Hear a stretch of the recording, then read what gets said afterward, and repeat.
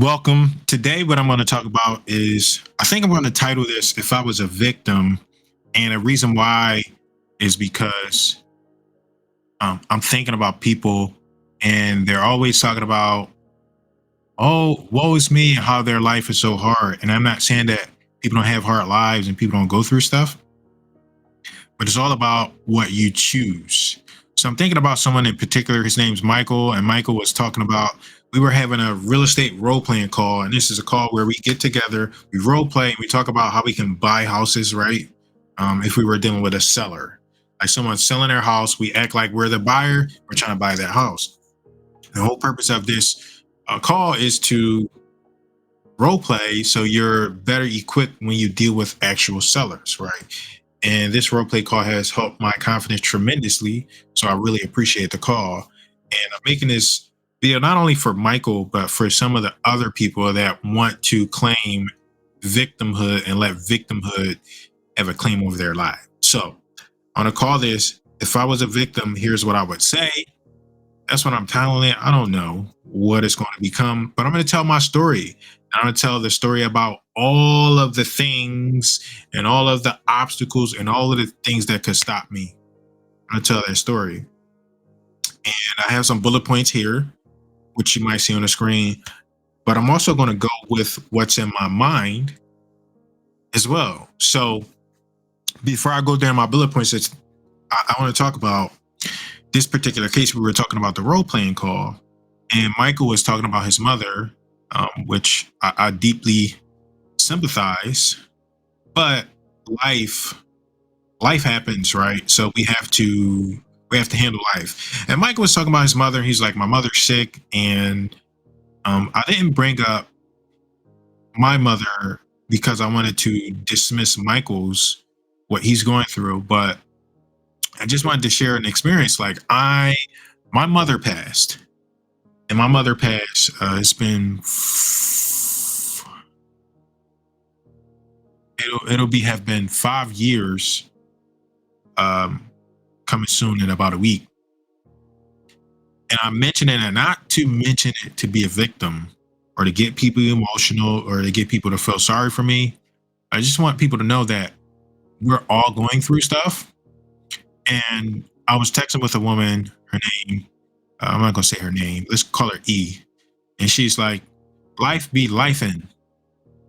I'm like, yes, life is always lifing. It will never stop lifing. So life should not stop you from doing what you want to do and achieve in your life. I asked her when she was going to start investing and buying properties for herself. And she said, I don't know. Life be lifing. And she's been saying this for at least 3 years. She's been saying this since I've known her. And there are all kinds of excuses that people can come up with. I don't have any money. There's so many excuses, all the common excuses around real estate. The houses cost too much. I don't know where to find a property. Nobody's going to sell a property to me. We eclipse all of this stuff. We overcome all of this stuff just about every day, right? If you join our program, you work with us, we help you overcome that stuff. You don't need money to buy real estate. All you need to do is find the deals, and we teach you how to do that. So I was just thinking about her because I thought about her, and at the time I made her an offer. I was like, look, I'll run the leads. I'll get the leads in. You just have the conversations. And she did not follow through on that consistently. And I hate to say stuff like this, but her life she's going backwards. So I'm mentioning that to say, like, either you can be in control or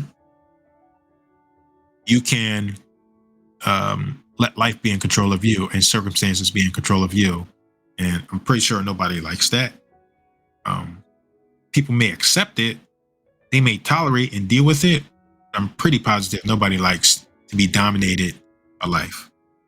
With that, I'm going to share reasons or points where I could have become a victim.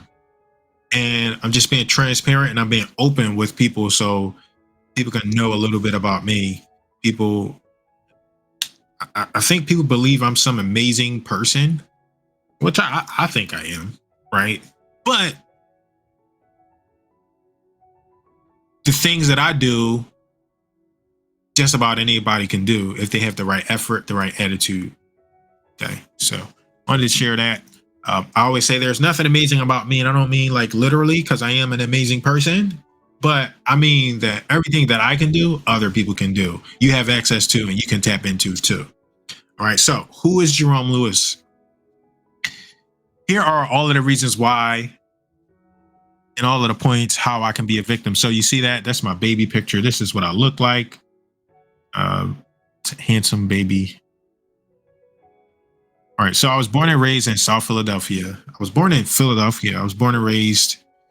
I kind of grew up different parts of the city. So I was first born, from what I remember, I was first born in South Philadelphia. And we grew up in the projects. There's a lot.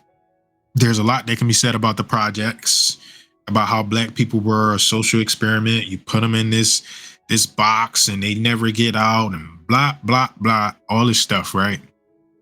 So I could have been a victim there, but I wasn't. But I was born. So I was born and raised in South Philadelphia, raised kind of too, but I moved somewhere else. Grew up in the projects, right? That means I have no choice, right? Like, oh my God, I can't make it. I was born in the projects, right? No, not necessarily. And I decided not to take on that. Now, I have been through quite a bit that has maybe tried to hold me back, right? I've been in gangs. I've been in fights. I've been suspended from school, kicked out of school, expelled. I've been arrested, all kinds of stuff, right? But I choose not to let those things claim me. I was also, as young as I can remember, we were from South Philadelphia. We grew up there, and I was still with my mother. And I believe I was about, which I'll go into a little bit later, but they took us away from my mother. So when I say born and raised in South Philadelphia and then I hesitate, that's the reason why, because they took me away from my mother for a little bit. I believe it was either 4 or 5 years. And that might be all, but to me, it seemed like a lifetime. Being away from your mother that long, right? Somebody that you love, it was a lot. So I've been through a lot mentally and emotionally. As a baby, I was dropped on my head by my father, and my father was an alcoholic from what I remember. And what I experienced as an adult as well. I could claim, right, for a while, I had seizures. So seizures are like I would convulse, impulsive. I don't know what to call it, but I used to have seizures as a child, and I remember some of them. I remember one very vividly where I had a potty, right? Where kids go to a potty. I had this potty, and I was going to the potty. I was walking to the potty. And then I just remember in my head, it just started like shaking, and I had all this weird noise in my head. And from what I remember, next thing I just remember my mom yelling, "Oh my God, boy, you're having a seizure." And I don't remember anything beyond that. I can say that when I say I was dropped on my head as a child, I can say I remember, and you can remember things as a baby. I can say I remember my father when he was growing up. He was in a gang. He was in a street gang.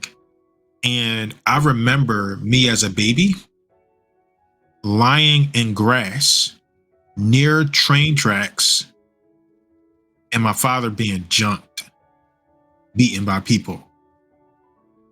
And my mother used to tell me the story about how my father got jumped, and I didn't know anything about this story and what she was saying until I was like older and I could start to talk and speak. But I remember that night, and from what I was told, my father, he got his neck broken because those other street gang members jumped him. So I just wanted to share that. Like I was dropped on my head as a child. I was dropped. I think they jumped me when my father had me, right? Hoodlums, right? That's real gangsters, right? You want to say whatever you want to call it. Like they jumped my father when he had his child with him. And I think I even remember seeing an ambulance. right? So they jumped my father when he had his child with him. And I was that child. Also, I'm not the first child.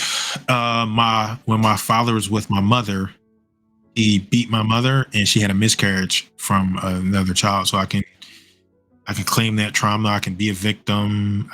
It's a bunch of stuff I can say and do. Now, I grew up shy.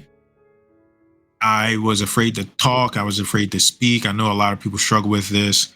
I am still introverted. I don't love talking with people. I get my energy by being by myself, and my energy deflates when I'm talking and interacting with people. It's not a negative thing, or it's just how it is. So I'm still an introvert. Some people don't believe me because I'm a public speaker. I make videos, I create content, but I am still an introvert. Am I shy? No, I'm no longer shy. So what I like to say now is I'm a bold introvert. Because I am bold, I will speak up for myself. And I believe I got that from my mother. Speak the truth, speak for yourself. Okay. So I am still introverted, but I'm not shy. So don't confuse the two. Just because I'm an introvert doesn't mean I'm afraid to speak or speak up. I was like most people, right? Some people like to play victim. I was bullied in school, particularly elementary. I was bullied in school, and I was also abused as a child. And as much as I love my mother, I love her more than anyone, any woman, she abused me. And I can admit that. I can admit that. And I can say I appreciate the experiences my mother has given me. I'm not saying I appreciate being abused, but I appreciate the experiences she's given me. And I can say I learned a lot from those experiences.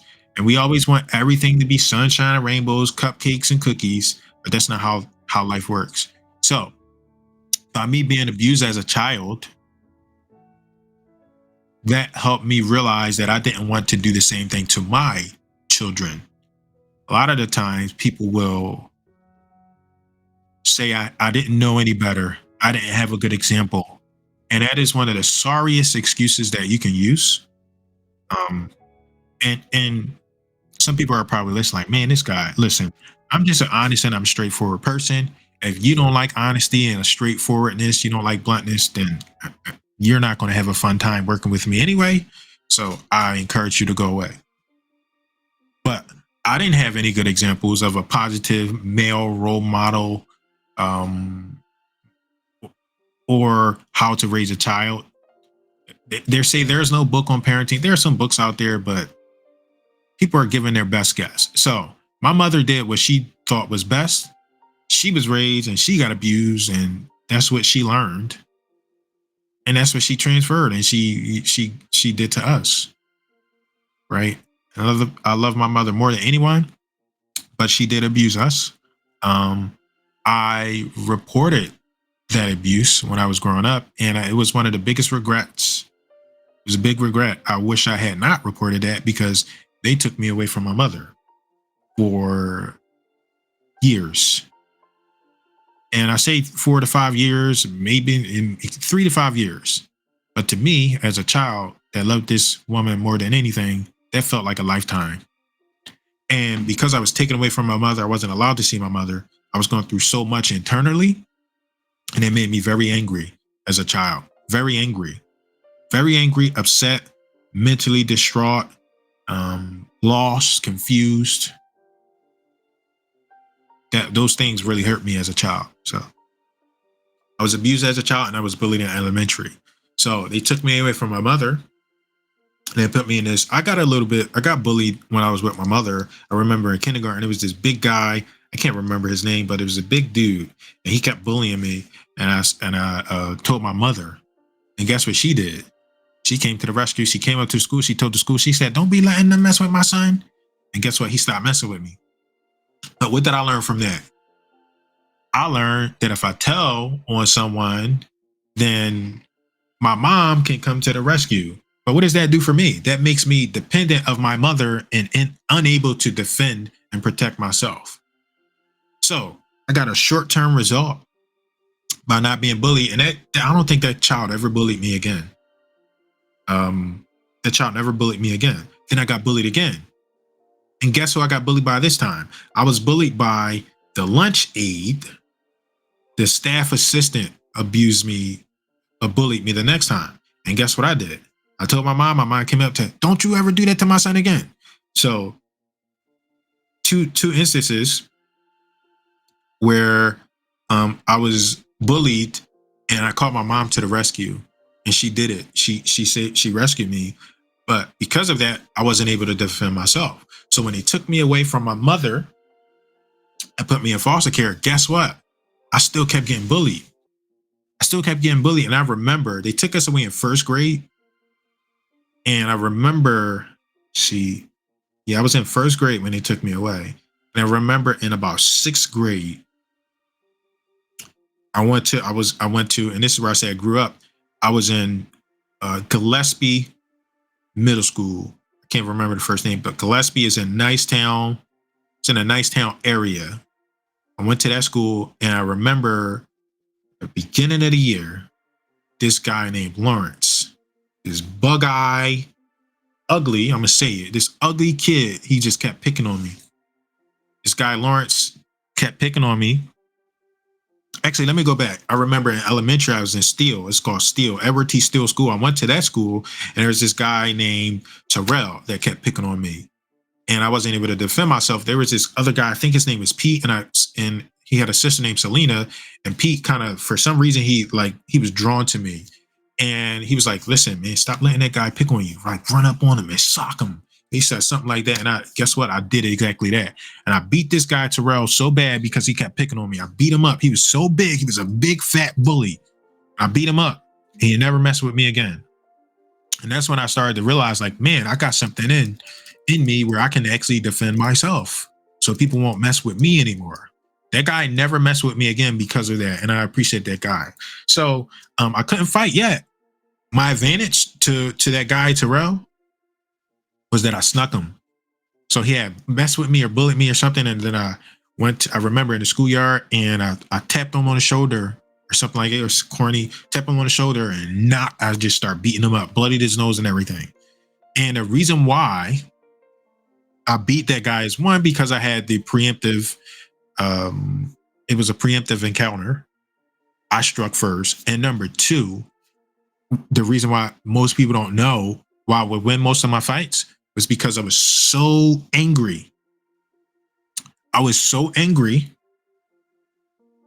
that I figured out a way as a child to sometimes tap into that anger, to channel it and use it. I learned how to control and use my anger. It wasn't fully, right? I still didn't know how to use it fully, because you can use emotion, you can manipulate emotion. I still didn't fully understand how to use it. When it came to defending myself, I was able to tap into it sometimes. So I got in like several fights. I'm not going to stay there, but I got in a lot of fights in elementary, and I won pretty much all of those fights too. And it wasn't because I could fight. It was because I was angry. And there was a lot of strength, and there was a lot of passion and chaos in all of my emotions. And I would use that to whoop people's asses, basically. So I used to get bullied. And then we go to this guy, Lawrence, right? So I get to sixth grade. This guy, Lawrence, these bug eyes, I remember. He just started picking on, he was like, we were in class, and in school, you're busting on each other. Ha, ha, ha. Busting, he called me like Martin, because I had like my ears stuck out, and he was like big. And I'm looking at this dude like, you ugly though. You don't be messing with me. You look funny. And now that I'm an adult, I realized that he had issues with himself. That's why he's picking on me, but whatever. So that guy challenged me to a fight. He challenged me to a fight. At Gillespie, there was Gillespie. I'm staying looking for it. Gillespie was on the right, and Gratz, which was the high school, was on the left. There were two schools together, and inside of those two schools was an alleyway. And I would say, meet me after school. I would tell people that I couldn't even fight, but I was so angry and so passionate and so confident, and I don't even know what I was confident in, that I would meet me after school. and that's where we would go fight in that alleyway in between the schools. And I haven't lost. I didn't lose one fight. And eventually, I learned how to fight, but it wasn't because I could fight. It was because I was angry and passionate, and I just had anger inside of me. And I would beat these people's asses for messing with me because I was angry. Don't mess with me. I wanted to see my mom. I was lost. I was confused. Like, leave me alone. As a child, y'all all got your mothers, your moms, and we got a foster parent. And this shit is annoying. It's frustrating, and just don't mess with me. So that was my elementary. That was my elementary stint, and that was me being abused as a child. Like, I had all that passion and all that anger built up in me. So next thing I can claim as a victim is I can claim I'm a product of a single mother. I didn't have a father. Oh, I never knew how to be a man. And I'm not saying I'm a perfect man right now, but my mother raised me. And I told you a little bit of her story about how she would come to my rescue. And while I appreciated that, it did not help me as a boy, as a man, as an independent person to defend myself. Because guess what I got to do? I got to call my mom. Oh, somebody messing with me. Mommy. Mommy come right to the rescue. Guess what? I can't defend myself. There's nothing I can do. What happens when mommy's not around? What happened when mommy's not around? There's nothing I can do. So I'm a product of a single mother and an absent father. When my mother was raising me, my mother was a tomboy, but she still made me into a feminine boy in a way. She still made me into a feminine boy. So people hate to hear this, but in many cases, women can't raise men. They can't raise boys. Boys need masculine input and masculine influence. I'll give an example. My son, Jason, he was going through something very similar to what I was going through, getting bullied and being picked on in school. And the counselor and all the feminine teachers and feminine staff, oh, it's okay. Just tell them not to mess with you. No, that's not how you handle that, right? You don't tell the teacher, because I'm tired of this child messing with you. My son's name is Jason. Tired of this child messing with you, Jason. Tell him to stop fucking with you. Tell him to leave you alone. And if they mess with you, tell them you're going to whoop their ass. You're going to hit them back. And guess what happened? Nobody ever messed with him again. Ever again. So the entire time, this therapist and his mom, they were like, oh, no, it's okay. Tell the teacher this, all this other stuff. No, get to the point. Tell that person to leave you alone. And that's it. And the person left him alone. And I never had to worry about him being bullied ever again. Ever again. Simply because he stood up for himself. He didn't have to beat nobody up or nothing like that. He stood up for himself. And that's one thing about bullies. They only mess with people who allow them to mess with them. You don't even have to fight. You just need to stand up for yourself and say, no, not with me, not today. Because bullies are smart. They pick their victims and they pick on people that they know they can pick on. But once that person gives them a little pushback and they know that it's not going to be an easy fight here, they back down. And in many cases, they stop, period. So back to my point, I'm the product of a single mother and an absent father. I didn't have a father when I was growing up. All I had was my mother, and I loved that woman more than anything, right? So I grew up with my mother, and eventually, after that period of being in foster care, I went back to my mother, and I was still angry. I still had this anger inside of me and this resentment and all this stuff going on. And I didn't know what it was. I would go out, and then I started getting affiliated with gangs and doing stuff that I wasn't supposed to do. Eventually, when I came out the end of all of that stuff, I realized that I just had this masculine energy or this absence. And I was like, you know what? I was angry at my father this entire time. That entire time, I didn't have a father. I was just angry because it was an absence. And I know some people's fathers are not there by circumstances they can't control, but my father was alive. So I just felt maybe abandoned. Maybe I felt abandoned or something like that. And eventually one time, and I used to travel back to school back and forth on the train. Eventually I saw my father, and I just remember seeing him.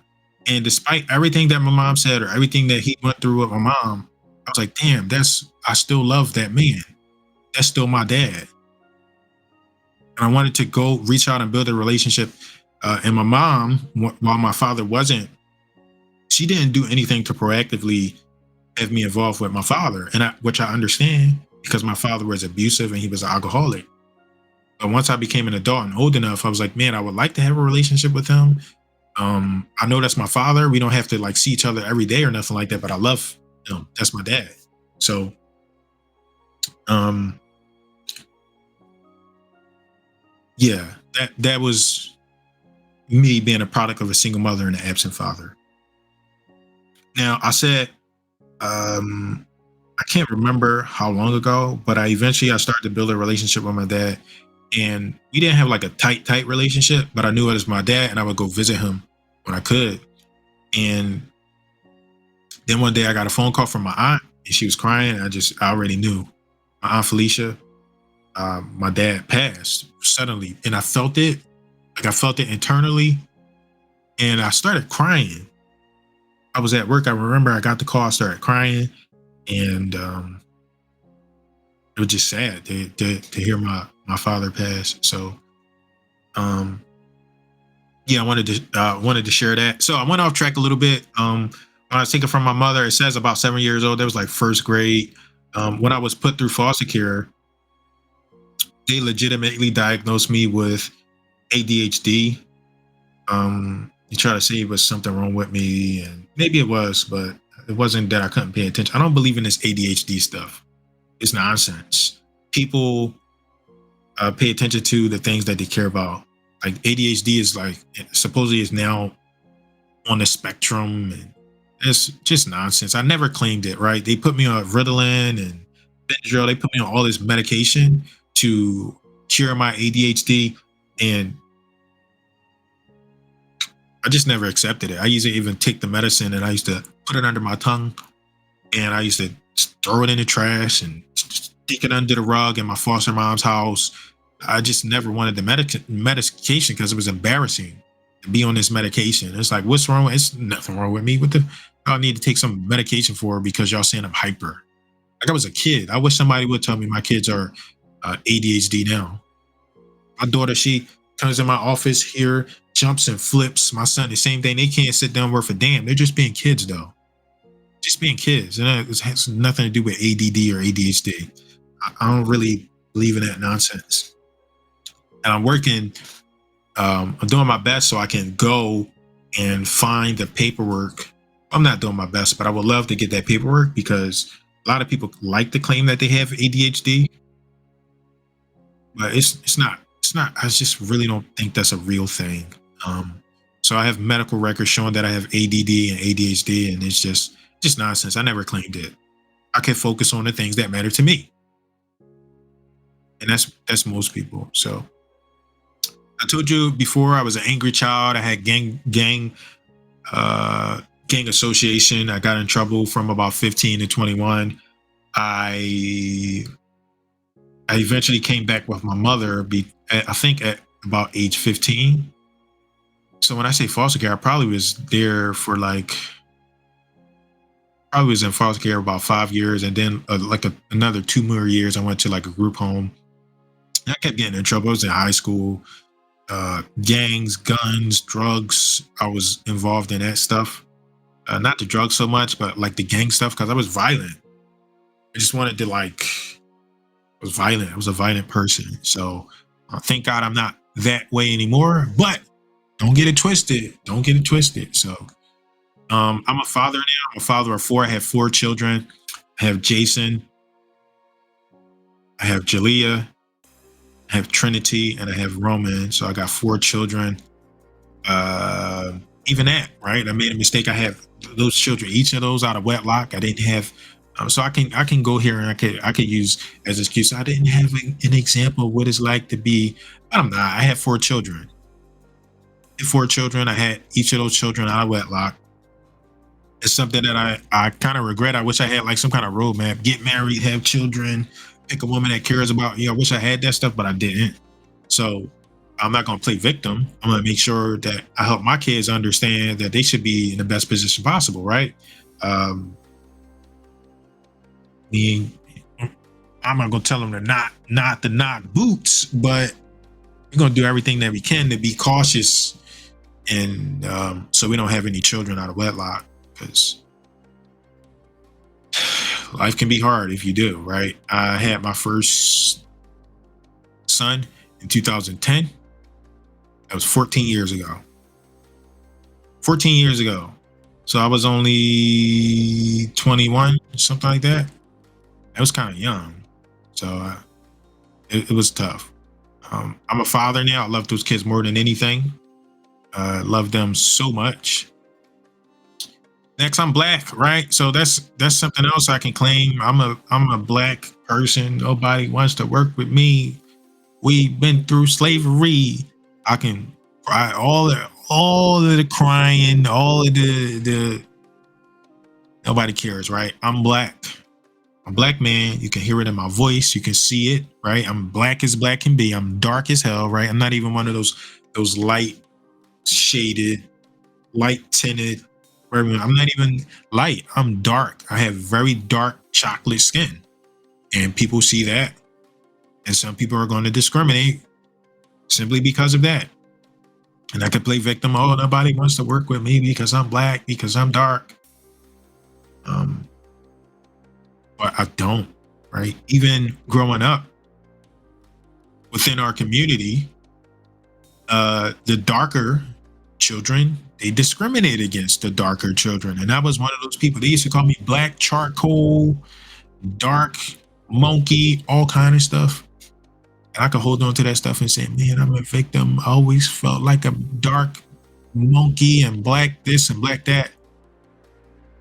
I just choose not to. I don't have to accept that, right? So I'm black and people still discriminate against me. I'm telling you, I've lost opportunities simply because I'm black, right? Which is okay. It happens. I can whine about it or I can move on. So that is a little bit about me. That is a little bit about my story. Those are all of the ways that I can be a victim, but I choose not to. So let me go into some of the more positive. If you're here, some of the more positive. Who am I now? Still a father of four. Proud of that. I absolutely love my children. Now I'm a marketing expert. I help people generate leads and grow their businesses. Marketing is one of the best skills you can learn in business. So if you learn marketing, you understand the importance of marketing, you'll never go broke. So now I'm a marketing expert and I dedicate so much time, effort into becoming, crafting and understanding the importance of marketing. I'm also a real estate investor and a real estate agent. A lot of people have aspirations to get involved in real estate. I actually went to go do it. I started off as a real estate investor and people kept asking me for help. I said, you know what? I can't help you, but maybe if I become a real estate agent, I can help some people. So I decided to go do that. Now I'm a real estate agent and a real estate investor. We've done deals across the nation as well as locally. So that's something that I'm happy and proud to proclaim. My favorite accomplishment thus far is I'm a #1 best-selling author. So I've become an author over my time and the things that I've learned, more particularly and specific to real estate marketing. I've become an author. I'm also a real estate instructor. So I teach other people how to be successful in real estate. Okay. So that's me now. And just so you see, I'm an introverted implementer. Right. So I am an introvert, but you can see this. I wasn't planning on sharing this, but look, I'm an introvert. I'm 82% introverted. But life doesn't work that way, right? We got to talk to people. We got to have conversations, etc. And you can kind of see down on the bottom. This is my Myers-Briggs assessment we're looking at. And it shows that I'm a logistician. The logisticians are practical and fact-minded individuals whose reliability cannot be doubted. They're reserved yet willful with a rational outlook on life, composing their actions carefully. So I just wanted to show, according to Myers-Briggs, I'm ISTJ. If anybody wanted to know me or how I work, how I operate, I'm introverted. The S stands for observant. So I'm observant. The T is for thinking. So I'm a thinking personality more than a feeling personality. I used to be feeling, but since my business life, I've tapped more into my logical mind and brain. J is judging. I don't know exactly what that means and what the difference between judging and prospecting, but it's there. And then I have assertive. That is probably what throws most people off, is the fact that I'm assertive. And I scored a 100% on assertive because I am assertive. You will not walk over me. You will not get over. I will speak up for myself. I will speak up for other people. I will speak up for what's right. So my name is Jerome Lewis. I appreciate you watching. I wanted and listening. I wanted to show a little bit of my story and how I could easily claim being a victim, but I choose not to.